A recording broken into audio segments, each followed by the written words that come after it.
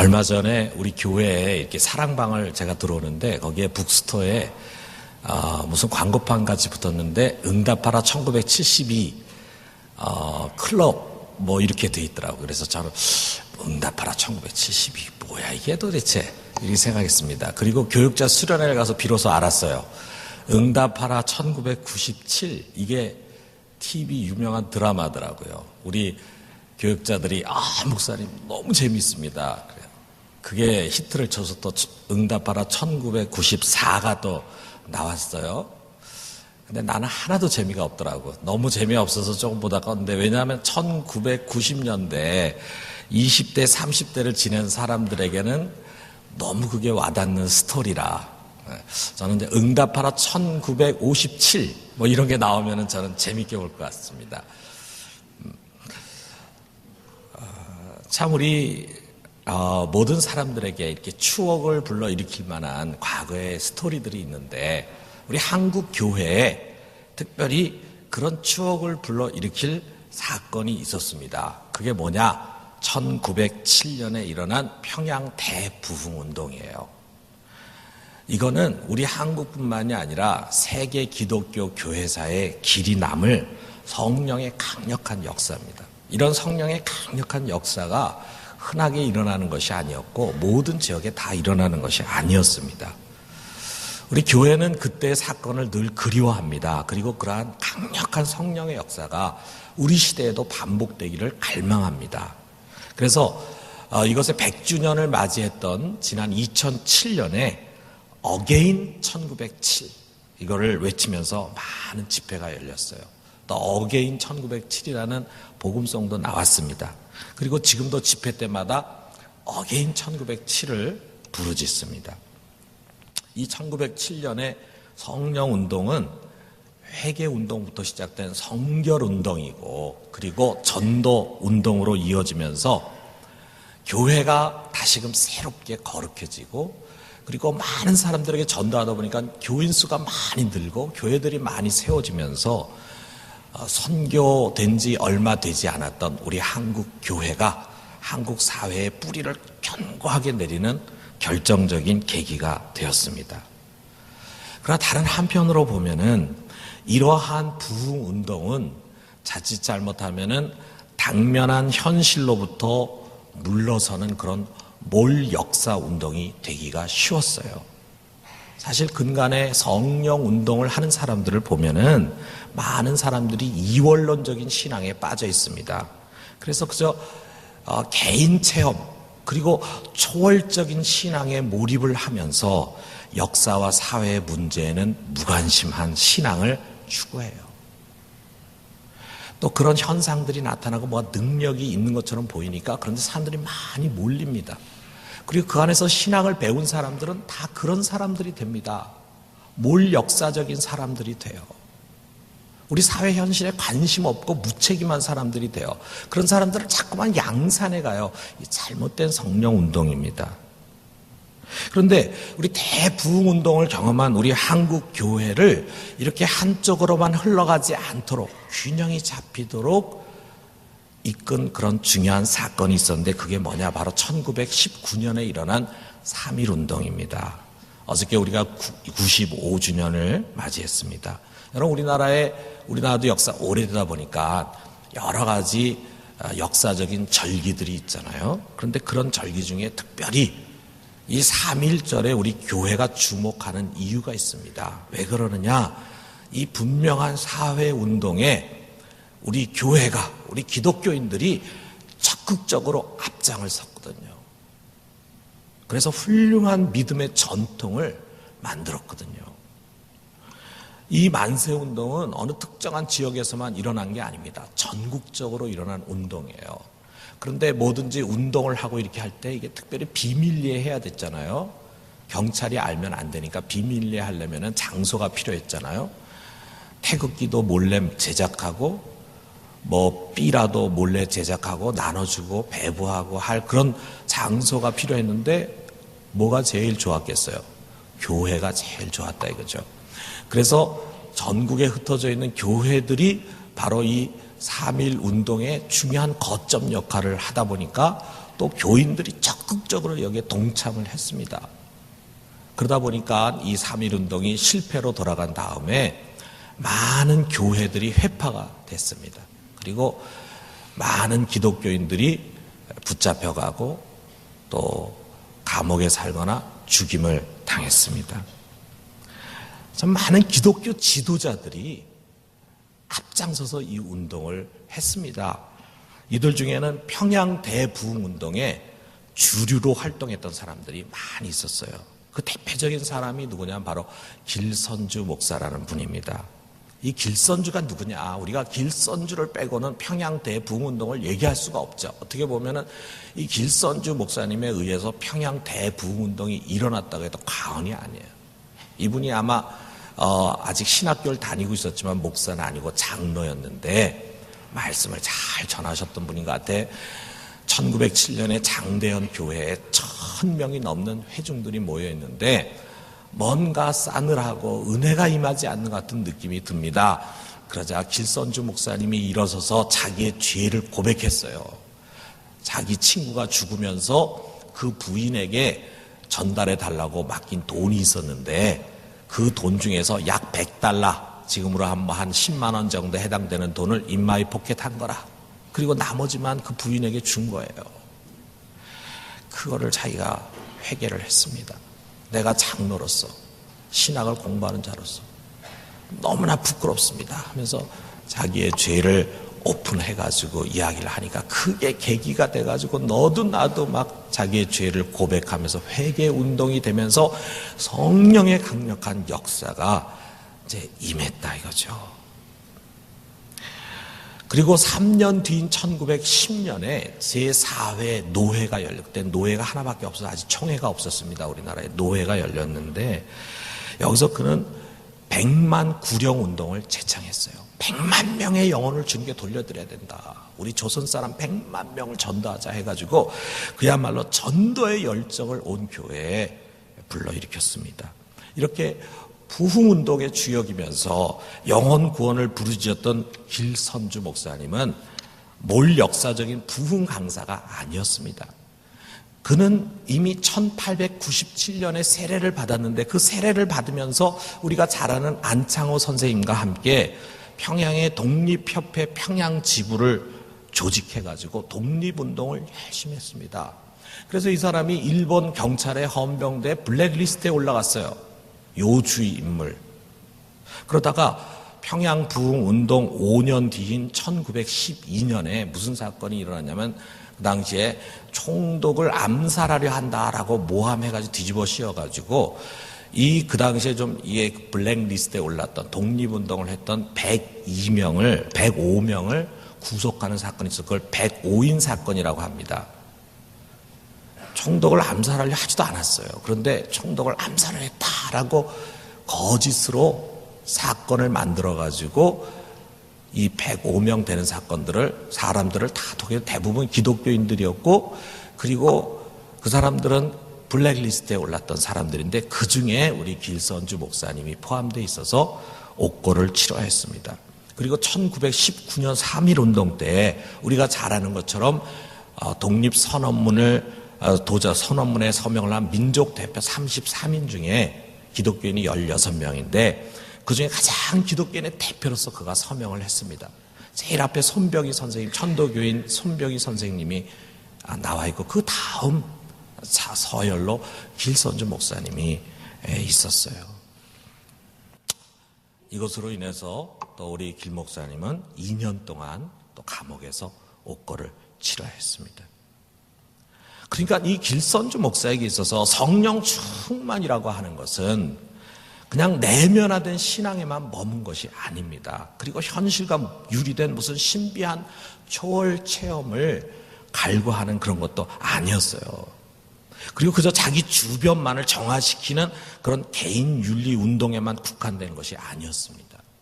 그것은 철저히 그릇된 삶에서의 돌이킴과 동시에 복음을 전하려고 하는 열정이 담겨져 있었고 아울러서 역사와 민족의 문제에 책임 있게 행동하려고 하는 신앙이었습니다.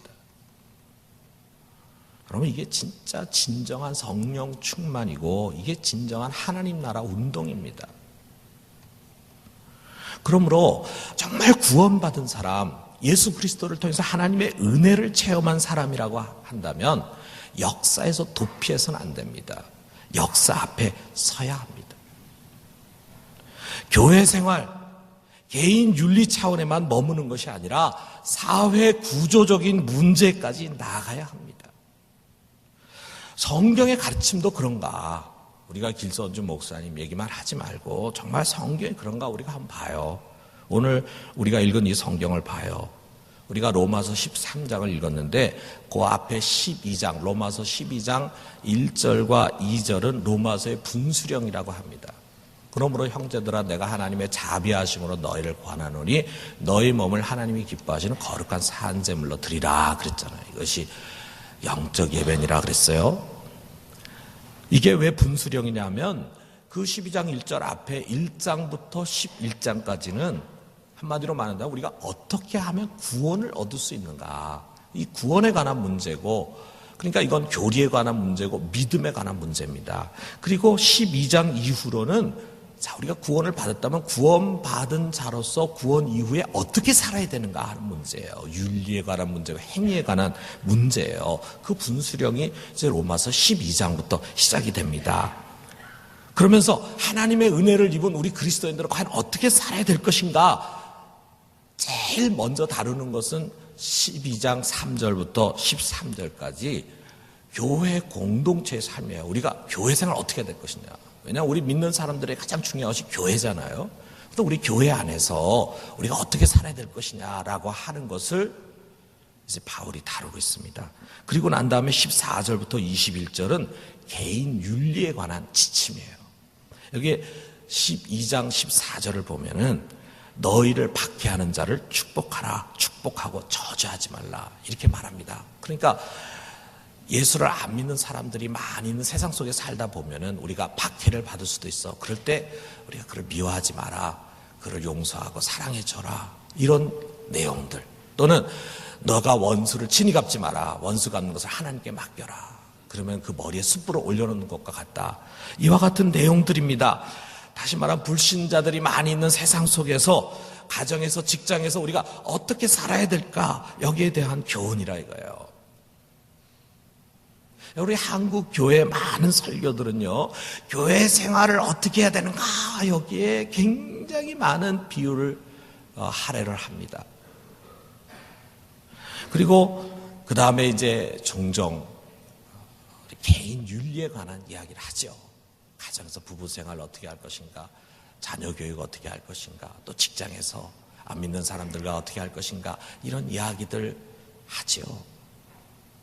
이런 것도 소홀히 하는 그런 사람들도 있겠지만 여기까지는 이야기합니다. 그러나 로마서는 여기서 끝이 나지 않습니다. 13장으로 넘어가면서 우리 그리스도인들이 구원받은 자로서 어떻게 살아야 할 것인가 할 때 교회 생활뿐만이 아니라 또 개인 윤리뿐만이 아니라 그 다음엔 국가에 대해서 우리가 어떻게 해야 될 것인가 하는 것을 말해주고 있어요.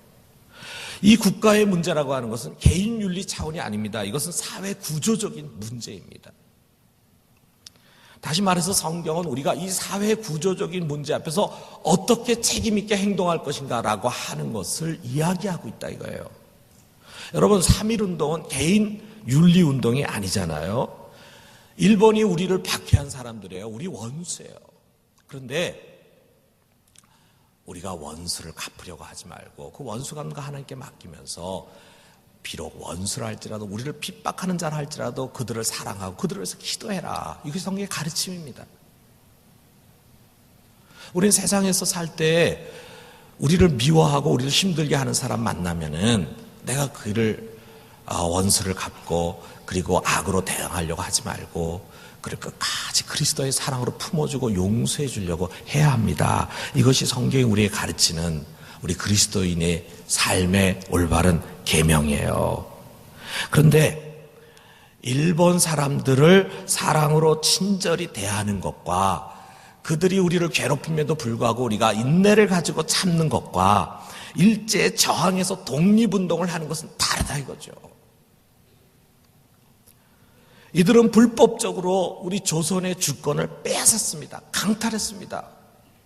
그리고 무력으로 우리 민족을, 우리 백성들을 착취하는 불의한 정권입니다. 그렇기 때문에 이 불법적이고 불의한 통치에 대해서 비폭력적으로 저항하고 그리고 독립을 선포하는 것은 정당한 것입니다. 일본 사람들은 그것을 죄라고 말하고 반역이라고 말할지 모르지만, 그러나 우리 민족이 비폭력 저항운동을 하고 그리고 독립을 선포한 것은 정당한 것입니다. 여러분 그렇게 믿으십니까? 누가 이거에 대해서 의문을 제기하겠어요? 여기 앉아있는 우리 중에서 그거 우리 잘못한 거다, 왜 우리가 일제 지배에 순응하지 않고 저항하고 항거하고 그렇게 했냐, 더더구나 그리스도인들이 왜 그런 문제를 가지고 교회 문제만 가지고 이야기를 하지, 왜 그런 문제를 가지고 데모를 하고 만세운동을 하고 이런 데 앞장섰냐, 이거 잘못된 거다, 이렇게 얘기할 사람 우리 중에 아무도 없습니다. 여러분 우리 모두가 이 3.1 운동을 정말 정당하다고 생각하고 뿐만 아니라 이 운동에 우리 기독교가 제일 앞장섰다고 하는 사실을 자랑스럽게 생각할진데, 구원받은 자 하나님 나라의 백성된 자들이 자기가 속한 국가의 사회 구조적인 문제, 정치 문제에 무관심하고 무책임한 것이 올바른 신앙이 아님을 누가 부인하겠습니까? 그것은 올바른 것이 아닙니다. 여러분 우리가 왜 우리가 속한 국가의 문제에 관심을 가지고 책임을 가지고 함께 동참해야 하냐면은 다른 이유가 아니에요. 그 국가 권력의 근원이 자연 발생적인 것도 아니고 사람들에 의해서 만들어진 것이 아니라 하나님으로부터 왔기 때문이에요. 우리가 믿는 하나님이 이 국가를 세웠기 때문이에요. 여러분 국가의 핵심이 뭡니까? 주권 아닙니까? 통치권 아닙니까? 우리가 백성들이 선거해가지고 선출된 대통령에게 나라를 다스릴 통치권을 부여합니다. 그의 리더십 아래서 정부가 내린 결정이라든지 또는 우리가 뽑은 국회의원들에 의해서 결정된 법과 제도는요, 공권력을 갖고 있어요. 갖고 있어야 합니다. 그래야 나라가 되는 거죠. 그렇다면 이 공권력, 이 권력이라고 하는 것이 어디서 나온 것인가? 국민에게서 나왔다라고도 할 수 있겠죠. 또 우리 사람들의 자율적인 계약에 의해서 세워진 것이다라고도 할 수 있겠죠.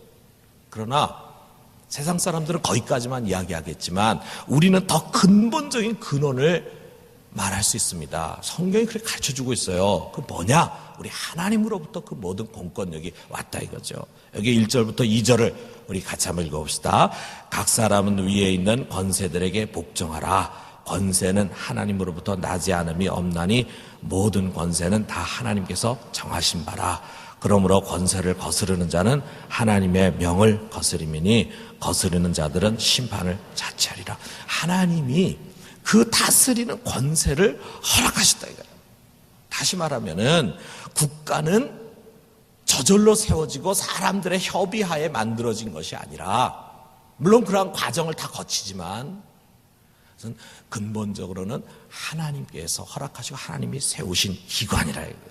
하나님 세우신 공동체입니다. 그렇기 때문에 하나님은 교회 공동체의 머리일 뿐만 아니라 이 세상의 국가 공동체의 주권자이십니다. 그러므로 그 하나님을 믿는 신앙을 가진 사람들은 누구보다도 그 하나님에 의해서 주어진 국가의 권력을 존중해야 돼요. 그리고 거기에 복종할 줄 알아야 돼요. 나라가 합법적으로 세운 법이라든지 또는 제도가 있습니다. 그리고 권력자에게 주어진 권력이 있어요. 우리가 이거 존중해야 돼요. 그것이 나에게 불편한 것이건 또는 나에게 손해를 끼치는 것이건 나 중심으로 생각하는 것이 아니라 우리는 그 모든 법과 제도와 권력의 배후에 그것을 허락하신 하나님을 경외함으로 누구보다도 우리는 순종할 줄 알아야 돼요. 그것을 잘 지켜야 돼요.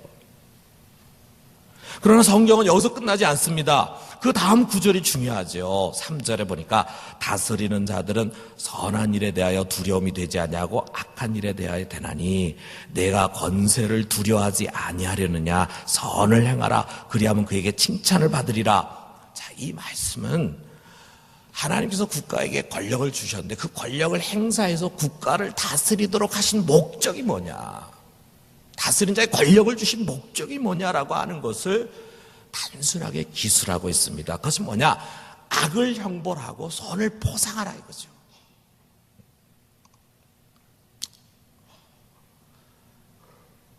이 세상에, 죄가 만연한 세상에는 악이 있게 마련이고 악을 행하는 자가 있기 마련이에요. 이런 사람 그냥 놔두면은 세상의 질서가 유지될 수 없습니다. 그러니까 하나님께서 국가를 세우고 국가의 통치자에게 권력을 줘서 그러한 자들, 악한 자들을 형벌하게 해가지고 사람들로 하여금 이게 죄를 지으면은 저렇게 무서운 벌을 받는구나, 그런 두려움에 죄를 짓지 않도록 해서 이 세상을 보존하는 것이 하나님의 뜻이에요.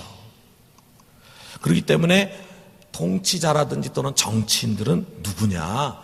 이와 같은 좋은 일을 위해서 하나님께서 세우신 하나님의 사역자라고 하는 것을 말합니다. 이게 4절에 보면은 그가 하나님의 사역자가 되어 내게 선을 베푸는 자니라. 그러나 내가 악을 행하거든 두려워하라. 그가 공연히 칼을 가지지 아니하였으니 곧 하나님의 사역자가 되어 악을 행하는 자에게 진노하심을 따라 보응하는 자니라. 이게 다스리는 자를 하나님의 사역자다라고 하는 것이 2번 나오는데, 이 사역자라는 말이 무슨 말이냐? 원어로 보면 디아코노스예요. 이 디아코노스라고 하는 말은 우리 교회에서 집사를 같이 칭할 때 디아코노스라고 합니다. 물론 성경에 디아코노스를 다 집사로 번역하지 않았고 사역자 또는 섬기는 자 이렇게 번역을 했는데, 주님께서는 그의 교회 공동체를 위해서 사역자를 세우셨잖아요. 집사들을 세우고 일꾼들을 세우셨잖아요. 근데 교회만 세운 것이 아니라 하나님이 세운 그 국가에서도 사역할 사역자를 디아코노스를 세웠어요. 일꾼을 세우셨어요. 그 일꾼이 누구냐? 그가 통치자라 이거예요. 대통령이고 국회의원이고 권력자들이 다른 누가 아니라 하나님의 일꾼이다. 하나님의 사역자들이다. 물론 본인들은 그런 의식이 없겠지만 그래서 하나님께서 이 세상을 유지하기 위해 세우신 하나님의 사역자들입니다. 그래서 그들로 하여금 악행하는 자를 보응하고 선을 행하는 자에게 선을 베풀고 더 장려해서 세상이 점점 더 선해지도록, 악을 막도록 이렇게 하셨다 이거예요. 그렇기 때문에 여러분, 우리 그리스도인들은 국가와 그 통치자들의 역할을 말씀을 통해서 우리가 철저하게 인식하고, 이것을 위해서 하나님께 국가를 세우신 거구나. 그래서 이들을 소중하게 여기고 그들에게 복종하고 그들을 위해서 기도할 줄 알아야 합니다. 우리가 그렇게 하는 것이 하나님의 진노를 대변하는 그들의 형벌이 두려워서가 아니라 우리 그리스도인들만큼은 양심을 따라서 복종해야 된다. 다시 말하면은 우리가 법이나 제도를 순응하고 순종하고 그리고 나라의 권력자들을 존중해 여기는 것은 사람을 두려워서가 아니라 하나님을 경외하는 마음에서, 그러한 신앙적인 마음에서 우리가 그렇게 한다 이거죠. 복종하는 자가 된다 이거죠. 아울러 우리는 국가에 대한 국민으로서의 의무를 안 믿는 사람도 더 충실하게 이행할 수 있어야 합니다. 여기 7절에 그와 같은 내용이 나오잖아요. 우리 같이 한번 읽어봅시다. 모든 자에게 줄 것을 주되 조세를 받을 자에게 조세를 바치고 관세를 받을 자에게 관세를 바치고 두려워할 자를 두려워하며 존경할 자를 존경하라. 그러죠.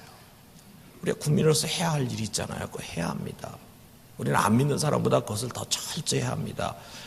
여러분, 우리가 국민들이 세금을 바르게 내야 그 세금을 가지고 국방을 지키는 데도 쓰고, 그리고 외교를 하는 데도 쓰고, 그리고 복지를 하는 데도 쓰잖아요. 세금을 안 내려고 하고 세금을 속여서 내려고 하고, 그래서 제대로 돈이 거치지 않으면은 혜택이 돌아가야 할 곳에 제대로 돌아가질 않잖아요.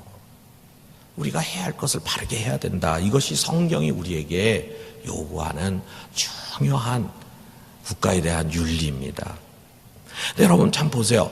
여기에 이 귀절에 나와 있는 국가의 역할 있잖아요. 다스린 자의 역할이 뭐냐? 악을 징벌하고 선을 보상하는 것이다. 단순하잖아요. 그렇지만 여러분, 이거보다 국가의 역할을 정확하게 지적한 것이 무엇이겠습니까? 여러분, 국가는 이 죄가 만연한 세상 속에서 선과 악을 잘 분별해야 합니다. 무엇이 바른 것이고 무엇이 틀린 것인가라고 하는 것을 잘 재판할 줄 알아야 합니다. 그래서 하나님의 뜻을 따라서 악한 자를 형벌하고 선한 자를 선한 것으로 베풀어야 돼요. 이게 뭡니까? 한마디로 말하면 정의 시행이죠. 정의 시행. 정의를 이거보다 더 확실하게 이야기할 수 있겠어요? 악한 자를 악하다고 하고 선한 자를 선하다고 하는 것보다 더 정확한 정의의 표현이 있겠냐고요. 이게 국가가 해야 할 일이라 이거죠. 국가는 정의로워져야 합니다. 왜? 그 국가를 세운 하나님은 정의로우신 분이거든요. 그 정의로우신 분이 국가가 불이행하는 것을 기뻐하시겠어요? 그러니까 그 하나님을 대변해서 하나님이 주신 칼을 가지고 사람들을 다스린다고 할 때 가장 중요한 것은 정의를 시행해야 된다 이거죠. 우리가 이 단순한 말씀 한번 뒤집어 봐요. 뒤집으면 무슨 뜻이 되겠습니까? 만일 하나님이 세운 그 국가가, 그리고 그 국가에 다스리는 자가 선과 악을 거꾸로 해서 선한 자를 악하다고 판결하고 악한 자를 선하다고 판결한다면 어떻게 되겠습니까? 죄 없는 자인데 불구하고 이런저런 거짓 증거들을 조작해가지고 만들어가지고 감옥에 가두고, 그리고 정말 악하고 불의하고 잘못됐음에도 불구하고 누구나 다 그렇게 생각하고 있음에도 불구하고 그런 사람들 버젓이 길거리를 활보하고 오히려 더 잘되고 그 자손들은 오히려 더 부유하고 넉넉하게 살 수 있도록 하는 그런 정치를 한다면 그것이 하나님의 정의로운 통치, 정의로운 뜻을 대변하는 국가라고 말할 수 있겠습니까? 그 국가를, 그 공권력을 허락하신 하나님의 뜻에 합당한 나라입니까? 아니잖아요. 그러면 어떻게 됩니까? 국가가 불의를 행하고 정의를 상실했을 때 그저 침묵하고 맹종해야 합니까? 이 로마서 13장을 잘못 해석해가지고 그동안 우리 유럽 국가에서뿐만 아니라 기독교 역사 속에서 많은 사람들이 그저 나라가 어떤 모양으로 굴러가든지 잘하든지 잘못하든지 아무리 불의를 행하고 악을 행한다 할지라도 아무리 통치자가 잘못했다 할지라도 무조건 침묵하고 맹종하는 것이다. 마치 이것이 그리스도인의 윤리인 것처럼 왜곡해가지고 가르쳤다. 특별히 권력을 잡은 자들에 의해서, 그 권력에 순응하는 성직자들에 의해서 그런 식으로 길들여졌습니다. 여러분, 이것은 옳은 것이 아닙니다. 여러분, 우리 모두는 그야말로 하나님이 세운 국가를 바로잡을 책임이 있어요. 우리가 교회를 생각해 봐요. 우리가 교회를 바르게 세워야 된다라고 모두가 생각하고, 그래서 잘못되는 것이 있으면은 서로가 같이 권면하고 지적해서, 그리고 교회가 교회다워져야 된다라고 항상 이야기하면서 하려고 그러잖아요. 그런 교회 건강한 교회잖아요. 왜 그렇습니까? 내가 잘 되려고 그러는 게 아니라, 내 것이기 때문이 아니라 이 교회는 우리 주님의 몸이기 때문에 그렇잖아요. 우리 주님께서 피 흘려 사신 교회이기 때문에 그렇잖아요. 그럼 국가도 마찬가지입니다. 이게 하나님과 상관이 없는 것이라면, 마귀에게 속한 것이나 세상에 속한 것이라면 우리하고는 상관없죠. 어떻게 굴러가건 상관없죠. 그러나 하나님께서 이 국가에 권세를 주시고 이 국가를 세우셨다고 한다면 우리와 무관한 것이 아니잖아요. 그런데 그 국가가 자기를 세우신 그 하나님의 뜻과는 전혀 반대된 방향으로 걸어가고 있을 때 그 국가에 속해 있는 우리 그리스도인들이 옳은 것이 무엇인가를 아는 우리들이 어떻게 그것을 그냥 내버려 두고 침묵하고 있을 수가 있습니까? 여러분, 우리 그리스도인들이 누굽니까? 우리들은 세상에서 가장 옳고 그른 것, 선과 악에 예민한 사람들 아니에요? 여러분들은 세상 사람과 어떤 점에서 구별되냐면, 여러분들은 매일 교회에 와가지고 설교 듣잖아요. 우리 청년들은 대학 캠퍼스에 가면은 자기 또래 친구들 있지만 그 친구들은 설교라는 걸 듣질 않습니다. 그럼 매일 뭐 하냐면은 그저 열심히 공부해가지고 자격증 따고 그 다음에 어떻게 하면 좋은 직업 얻어가지고 돈 많이 벌고 편안하게 살 수 있을까, 이 생각에 의해서 자기 시간을 다 투자하는데, 우리 청년들, 우리 그리스도인들은 매주 설교 듣잖아요. 설교 내용이 뭡니까? 여러분, 설교가 여러분이 돈 많이 벌 수 있는 길을 가르쳐 주는 겁니까? 여러분이 좋은 직업을 가질 수 있는 그런 스킬을 가르쳐 주는 곳이 교회입니까? 이 설교에서 하는 얘기는 다 비슷해요. 모든 교회가 다 비슷할 거예요. 옳은 것이 무엇인가? 잘못된 것이 무엇인가? 하나님의 뜻이 무엇인가? 우리가 어떻게 해야지만 올바로 살 수 있는가? 이거 가르치잖아요. 우리가 어떻게 하지만 거룩하게 살 수 있는가 이거 가르치잖아요. 우리가 계속 이걸 듣지 않습니까? 우리만큼 죄에 민감한 사람이 어디 있어요? 우리만큼 선과 악에 예민한 사람이 어디 있어요? 그런 양심이 우리 속에 이미 훈련이 돼 있어요. 이런 훈련이 돼 있는 사람들이 어떻게 잘못된 것을 보고, 그것도 한두 번이 아니고 지속적으로 잘못되고 부정하고 불의한 것을 보고 모른 채 할 수 있겠습니까? 우리 양심이 그것을 옳다고 말할 수 있습니까?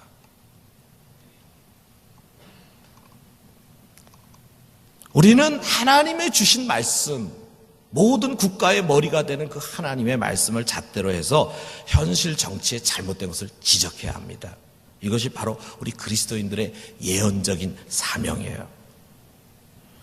하나님과 국가 통치를 무관한 것으로 생각하지 말고 국가의 권력이 자기를 세우신 하나님의 정의를 실현해 가도록 강청하는 것입니다. 강청해야 합니다. 그리고 이런 모든 예언자적인 행위는 사랑으로 실천이 돼야 돼요. 여기 뒤에 우리가 안 읽었지만 우린 7절까지 읽었는데 8절부터 10절의 말씀은 사랑에 관한 이야기예요. 모든 율법의 완성은 사랑이다. 사랑으로 행해야 된다. 여러분, 우리는 세상 사람들처럼 이런 예언자적 사명을 갖고 할 때 어떤 미움이라든지 또는 분파주의라든지 폭력이라든지 사사로운 이익에 근거해서 하는 것이 아닙니다. 오직 사랑해서 하는 거예요. 사랑해서. 비록 그것이 저항과 항거로 이어질지라도 사랑의 표현이 돼야 합니다. 여러분, 우리는 하나님이 허락하신 권세에 복종해야 돼요. 국가의 법과 질서, 공권력에 대한 복종은 우리 그리스도인의 근본 윤리입니다. 동시에 하나님이 허락하신 존귀한 권세가 거짓으로 왜곡되고 불의함으로 하나님의 영광을 가릴 때 우리 그리스도인들은 그것을 바르게 잡을 책무가 있습니다. 이것이 루터의 이신칭의와는 다르게 하나님의 주권 사상을 가장 중요한 것으로 여겼던 칼빈의 생각이고, 그리고 그 칼빈의 제자였던 존 낙스가 그 생각을 이어받아서 스코틀랜드에서 혁명을 성공합니다. 그리고 1560년에 스코틀랜드 신앙 고백서를 채택해요. 여러분, 이게 바로 우리 개혁주의 전통이고 우리 장로교의 전통입니다. 저는 그래서 장로교가 좋아요. 우리 개혁주의가 옳아요. 여러분, 우리에게 3.1운동의 역사가 있었다고 하는 것이 얼마나 감사한 일입니까? 그것은 불의한 정권에 대한, 불법적인 정권에 대한 비폭력적인 항거였습니다. 그리고 그 중심에 우리 복음주의적인 그리스도인들, 평양 대부흥 운동의 성령을 사모하고 기도하고 전도의 열정을 가졌던 그리스도인들이 앞장서 있었고, 교회가 살아있음을 보여주는 사건이었습니다. 여러분, 우리는 이런 전통을 다시 회복해야 합니다. 왜 회복해야 된다고 말합니까? 그것을 잃었기 때문이에요. 3.1 운동에서 실패했죠. 굉장한 치명을 입었죠. 많은 정치 지도자들이 감옥에 갇혔죠. 또는 만주로 도망갔죠. 교회가 부서졌죠. 이런 큰 상처를 받자 그 다음에 우리 한국 교회는 세상으로부터 물러나고 말았어요. 정교 분리를 앞세우면서 국가의 문제에 일절 관여하지 않았습니다. 교회의 공적인 태도뿐만 아니라 교인들에게도 그렇게 가르쳤어요. 그것은 우리 일이 아니라고. 국가가 어떻게 굴러가건 우리는 그건 우리의 일이 아니다. 통치자가 독재를 하건 불의한 일을 하건 인권을 짓밟건 그건 우리 일이 아니다.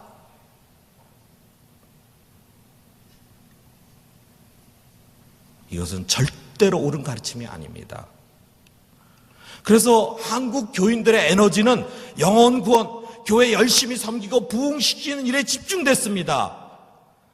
그리스도인의 윤리라고 하는 것은 그저 세상 속에서 나름 정직하게 살아가고 남에게 해치지 말고 어려운 사람 구제하고 하는 그런 개인 윤리에 한정이 됐어요. 교회는 사회 역사와는 무관한 집단이 되었습니다.